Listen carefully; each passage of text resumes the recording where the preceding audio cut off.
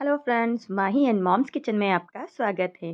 सबसे पहले तो आप सभी को मकर संक्रांति की बहुत बहुत सारी बधाइयाँ। तो चलिए, मकर संक्रांति है, इस पर्व पर हम बनाते हैं तिल गुड़ की गजक एकदम नए अंदाज में, नए तरीके से, और स्वाद में इतनी गजब की होगी कि जो खाएगा इसकी रेसिपी पूछता रह जाएगा। मार्केट में मिलने वाली गजक से भी ज्यादा टेस्टी ये तिल गुड़ की चिक्की बोल लीजिए या फिर गजक, जिसे देखकर ही मुंह में पानी आ जाए। और ये इतनी सॉफ्ट बनेगी कि इसे कोई बिना दांत वाला इंसान भी आराम से खा लेगा। और हमने इसे बनाया है कटोरियों में, ताकि इसे परफेक्ट शेप मिल सके। और गरम गरम लड्डू बनाने में जब हाथ जलते हैं तो उससे भी आप बच सकें। तो चलिए, ये बहुत ही स्वादिष्ट एकदम नए अंदाज में तिल गुड़ की गजक बनाते हैं, और मकर संक्रांति पर अपने फैमिली और दोस्तों को इसे खिलाकर सबको खुश कर देते हैं। तो इसे बनाने के लिए सबसे पहले एक गर्म तवे पर मैंने कुछ फली के दाने यानी पीनट और थोड़े से ड्राई नारियल को ड्राई रोस्ट कर लिया है, और साथ ही कुछ तिल को भी ड्राई रोस्ट किया है।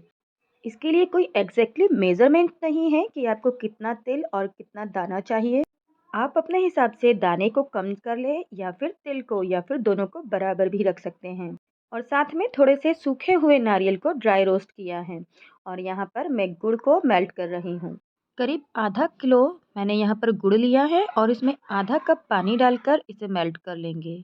और जब तक गुड़ पिघल कर इसकी चाशनी बनेगी, तब तक हम कुछ दूसरी तैयारियां भी करते रहेंगे।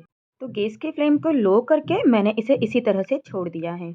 और यहाँ पर जो तिल हमने भून कर रखी है वो, और साथ ही पीनट और नारियल को हमें ग्राइंड कर लेना है। तो यहाँ पर मैंने तिल को ग्राइंड कर लिया है, और इसे एक बाउल में ट्रांसफ़र कर लूँगी। तिल को हल्का सा दरदरा रखा है, और साथ ही पीनट और नारियल को भी हमें दरदरा सा ग्राइंड करना है। और इन सभी चीज़ों को आपस में मिक्स कर लेंगे। तो इस तरह से हमारा गजक बनाने का मिक्सचर बनकर तैयार है। तो अब इस मिक्स को भी हम करते हैं साइड पर, और करते हैं दूसरी तैयारी। तो हम इसे कटोरियों में सेट करने वाले हैं, तो कोई भी घर की कटोरी आप इस्तेमाल कर सकते हैं। और इसे हम घी से ग्रीस कर लेंगे, ताकि जब हम इसमें बैटर डालें तो वो इसमें चिपके ना। तो मैंने एक साथ इस तरह की कटोरियाँ ले ली हैं, और सभी के बेस को ग्रीस कर लिया है। आप चाहें तो इस तरह की बड़ी वाली कटोरी का इस्तेमाल भी कर सकते हैं, जिससे कि गजक का साइज़ थोड़ा सा बड़ा हो। इसे भी मैं ग्रीस कर लेती हूँ। और ग्रीस करने के बाद कुछ भुने हुए तिल हम इन प्लेट्स में डाल देंगे। क्योंकि हमने तिल को पूरी तरह से ग्राइंड कर लिया था, तो ये इसमें भुने हुए तिल इस तरह से डालने पर ये बहुत ही खूबसूरत लगेंगे, और अलग से ही इसमें ये तिल दिखाई देंगे, और खाने में इनका क्रंच बहुत ही अच्छा लगेगा। तो सभी प्लेटों में अच्छी तरह से मैं इसे कोट कर दूंगी। और अब चेक कर लेते हैं चाशनी को। चाशनी भी पकने लगी है, तो इसमें हम डाल देंगे घी। 1 चम्मच देसी घी इसमें मैंने डाल दिया है।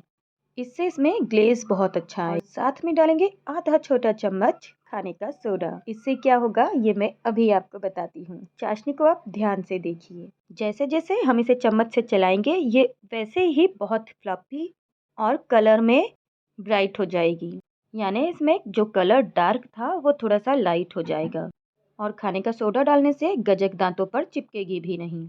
तो इस लाइट सी चाशनी में हम जो मिश्रण हमने बनाकर रखा था, नारियल, पीनट और तिल का, उसे इसमें ऐड करते जाएंगे। मिश्रण को हम थोड़ा थोड़ा करके डालेंगे, और इसे चाशनी के साथ मिक्स करते जाएंगे। ऐसा हम तब तक करेंगे जब तक कि हमारी चाशनी एक सही कंसिस्टेंसी पर नहीं आ जाए। अभी हमारा मिश्रण थोड़ा सा गीला लग रहा है, तो थोड़ा सा मिक्सचर और डालेंगे, और फिर इसे मिक्स कर लेंगे। और इसे मिक्स करते हुए देखिए इसमें परफेक्ट कंसिस्टेंसी आने लगी है। तो इसे अच्छी तरह से मिक्स कर लेंगे, और गैस की फ्लेम को बंद कर देंगे। फिर इस मिक्सचर को हम अपनी ग्रीस की हुई कटोरियों में एक एक चम्मच ऐड कर देंगे। और इसे गर्मा गर्म ही डालना है, क्योंकि जैसे ही ये ठंडा होने लगता है ये सेट होने लगेगा। तो प्लेट्स में डालकर हम इसे इस तरह से टैप कर देंगे, जिससे कि मिश्रण तली में अच्छी तरह से फैल जाए और सेट हो जाए। करीब आधे से 1 घंटे के लिए हम इसे इसी तरह से छोड़ देंगे सेट होने के लिए।